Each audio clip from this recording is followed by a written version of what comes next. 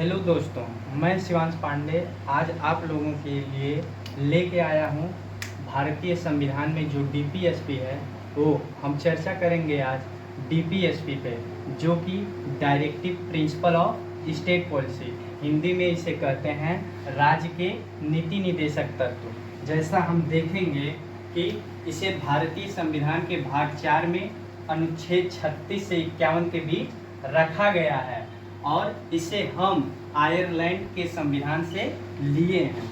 और जो डीपीएसपी यानी राज्य के नीति निदेशक तत्व का मुख्य उद्देश्य है वह पहला है कि लोक कल्याणकारी राज्य की स्थापना करना। जो भारतीय संविधान के सदस्य थे वह भारत को कल्याणकारी बनाना चाहते थे,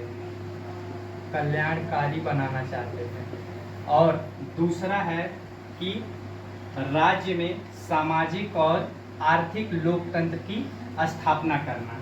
और फिर हम इसके बाद देखेंगे संविधान सभा के सलाहकार बी.एन. राव जी का कहना था कि संविधान में 2 तरह के मौलिक अधिकार होने चाहिए।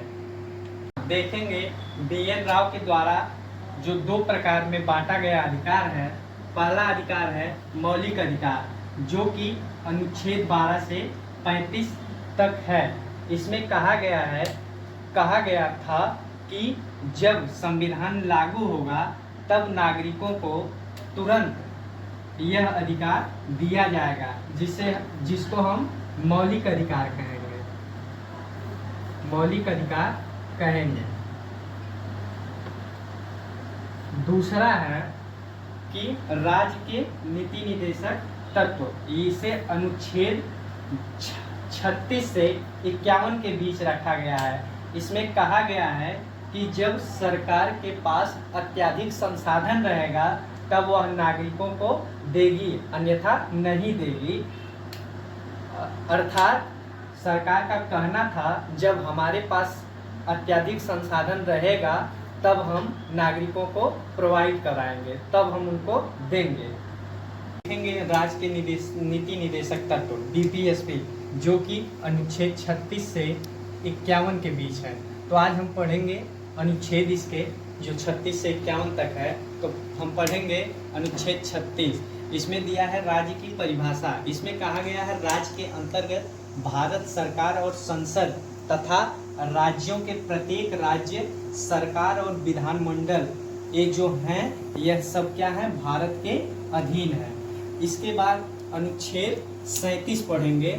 इसमें लिखा गया है यह न्यायालय द्वारा प्रवर्तनीय नहीं है और वाद्य योग्य नहीं है। हाँ, तो प्रवर्तनीय का मतलब है कि हम राज्य के नीति निदेशक तत्व जो है इसके अधिकार को लेकर हम न्यायालय नहीं जा सकते हैं और यह वाद्य योग्य नहीं है, इसमें हम वाद विवाद नहीं कर सकते हैं। इसके बाद हम देखेंगे अनुच्छेद 38, जो कि राज्य ऐसी सामाजिक व्यवस्था बनाएगा जिससे नागरिकों को सामाजिक, आर्थिक और राजनीतिक न्याय मिलेगा।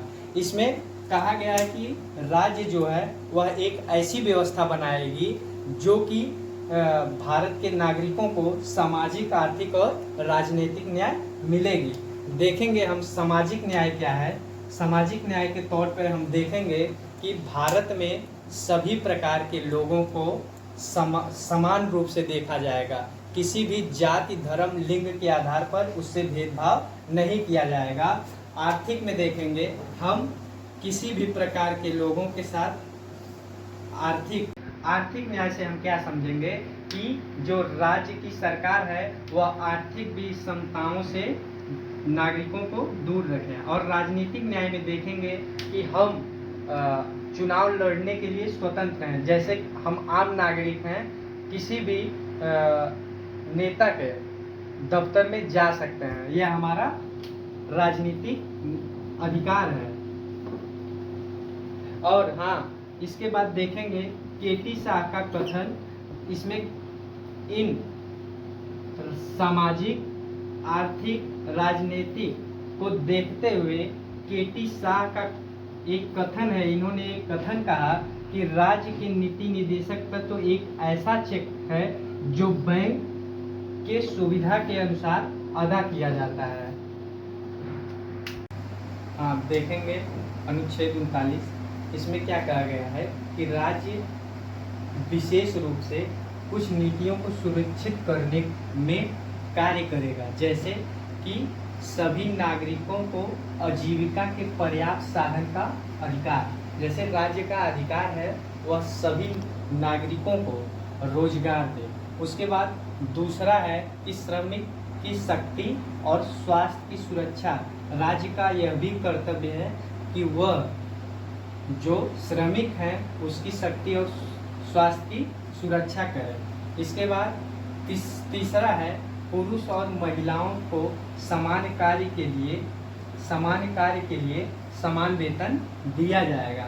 उसके बाद अनुच्छेद 40 है ग्राम पंचायतों का गठन, ग्राम पंचायत का गठन। इसमें कहा गया है कि पहले इस ग्राम पंचायत को रखा गया था डीपीएसपी में ग्राम पंचायत का गठन, लेकिन यह कानून पहले नहीं बना था।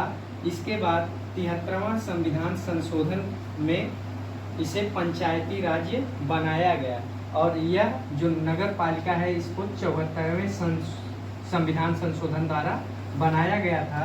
इस जब यह कानून नहीं बना था तो राज्य इसे लागू करे या ना करे यह राज्य के ऊपर है, लेकिन जब कानून बन गया तो इसे राज्य को लागू करने का अधिकार हो गया या लागू करेगा। इसके बाद हम देखेंगे अनुच्छेद 41। इसमें कहा गया है कि कुछ दशाओं में शिक्षा और सरकारी सहायता पाने का अधिकार। इसमें जैसे कहा गया है कि हम लोग पे जैसे देखिए जैसे में क्या कहा गया है, वृद्धा पेंशन, विधवा पेंशन, विकलांग पेंशन, यह राज्य का कर्तव्य है कि हमें दे रहा है। राज्य चाहे तो यह हम लोगों को न भी दे। इसके बाद हम बात करेंगे अनुच्छेद 42 की। इसमें कहा गया है न्याय संगत और मनोचित दशाओं तथा प्रसूति सहायता पर उपबंध। जैसा इसमें कहा गया है कि अगर गर्भवती महिला द्वारा कठोर काम न करवाना, जैसे प्रसूति सहायता का मतलब प्रसूति सहायता देखेंगे, मैटरनिटी लीव जो होता है वह महिलाओं को छुट्टी प्रोवाइड कराती है। यह राज्य का कर्तव्य है कि वह महिलाओं को छुट्टी दे। इसके बाद हम देखेंगे अनुच्छेद 43, यह निर्वाह योग्य मजदूरी और कुटीर उद्योग को बढ़ावा देना।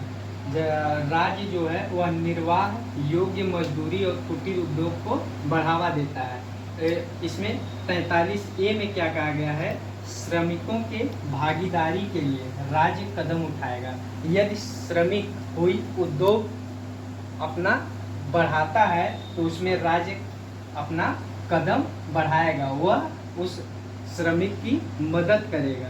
इसके बाद अनुच्छेद 44 है नागरिकों के लिए समान सिविल संहिता, यूसीसी का फुल फॉर्म होता है यूनिफॉर्म सिविल कोड। इसमें कहा गया है कि सभी धर्मों के लिए, चाहे वह मुस्लिम हो चाहे वह हिंदू हो, मुस्लिम का जैसे होता है विवाह अलग तरीके से होता है, हिंदू का अलग तरीके से होता है।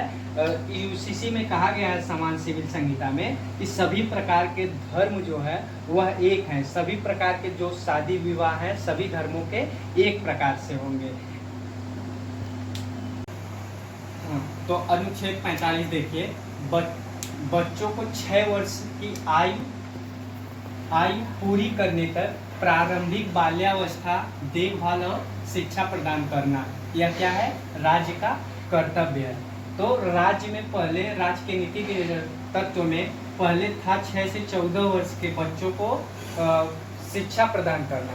यह तो राज्य के नीति निर्देशक तत्व में था, चाहे राज्य दे चाहे न दे, इसीलिए 6 से 14 वर्ष के बच्चों की जो शिक्षा है यह हमारे मौलिक अधिकार में कर दिया गया है, मौलिक अधिकार में कर दिया गया, अधिकार में कर दिया गया 86वें संविधान संशोधन के द्वारा। 86वां संविधान संशोधन के द्वारा कब कर दिया गया था? 2002 में। इसके बाद देखेंगे ये जो 0 से 6 वर्ष के बच्चों को क्या कहा गया है कि प्रारंभिक बाल्यावस्था देखभाल और शिक्षा प्रदान करना, यानी शिक्षा प्रदान करना तो था, लेकिन इसे मौलिक अधिकार में डाल दिया गया कानून बना के 86वां संविधान संशोधन 2002 में। इसके बाद 0 से 6 वर्ष के बच्चे हैं, इनको इनके हेल्थ पे ध्यान दिया जाने लगा, जैसे कि पोलियो ड्रॉप पिलाया जाता है 0 से 6 वर्ष के बच्चों को। इसके बाद हम देखेंगे अनुच्छेद 46। इसमें देखेंगे राज्य समाज के कमजोर वर्ग, विशेषकर अनुसूचित जातियां और अनुसूचित जनजातियों पर शैक्षिक हितों को बढ़ावा देना, यानी जो अनुसूचित जनजाति हैं, अनुसूचित जाति हैं, उनके शिक्षा और आर्थिक दशाओं पे बढ़ावा दे राज्य का यह कर्तव्य है। उसके बाद अनुच्छेद 47 देखेंगे, लोगों के जीवन स्तर में सुधार। उसके बाद पोषाहार को बढ़ावा देना, जैसे मिड डे मील हो गया। उसके बाद शराब पर प्रतिबंध, राज्य चाहे शराब पर प्रतिबंध लगा सकते हैं। जैसे कि हम एग्जाम्पल बताते हैं कि जैसे कि बिहार राज्य में इस समय शराब बंद है। जो राज्य है वह चाहे तो शराब को बंद कर सकता है। नशीली दवाओं पर प्रतिबंध, राज्य चाहे तो नशीली दवाओं पर प्रतिबंध लगा सकती है। जैसे एक कोरेक्स सिरप आता था खांसी का, वो नशीली दवा थी, इसीलिए सरकार ने इसे बैन कर दिया। अनुच्छेद 48 जो राज्य कृषि और पशुपालन को वैज्ञानिक रूप से बढ़ावा देगा। इसमें कहा गया है राज्य का यह दायित्व है कि यह पशुपालन को वैज्ञानिक रूप से बढ़ावा दे। और फिर हम देखेंगे 48A, अनुच्छेद 48A। ये अनुच्छेद इसलिए है, ये इसलिए आया है क्योंकि जब संविधान पूर्ण रूप से लागू हुआ था तो अनुच्छेद 48 में सिर्फ यही था। इसके बाद संशोधन करके अनुच्छेद 48A बनाया गया। इसमें कहा गया कि पर्यावरण का संरक्षण तथा वन्य जीवों की रक्षा करना। इसमें राज्य का दायित्व यह है कि पर्यावरण का संरक्षण तथा वन्य जीवों की रक्षा करे। उसके बाद अनुच्छेद 49 देखेंगे कि राष्ट्रीय महत्व के स्मारकों, स्थानों व वस्तुओं का संरक्षण करे। राज्य का दायित्व है कि वह राष्ट्रीय महत्व के स्मारकों, स्थानों, वस्तुओं का संरक्षण करे। जैसे कि लाल किला हो गया, आगरा का जो ताजमहल हो गया, ऐसे। उसके बाद अनुच्छेद 50 देखेंगे, कार्यपालिका से न्यायपालिका का अलग होना।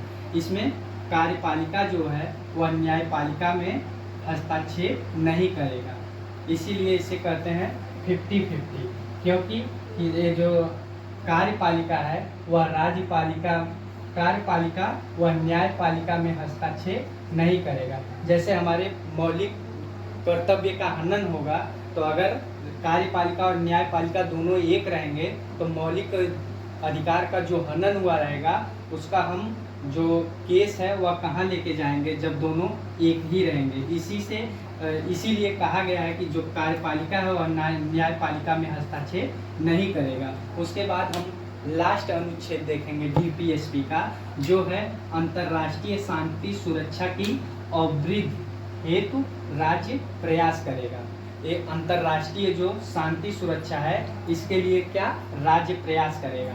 एक चीज़ हम आप लोगों को यह बता दें, हम बार बार राज्य कह रहे हैं। जय हिंद।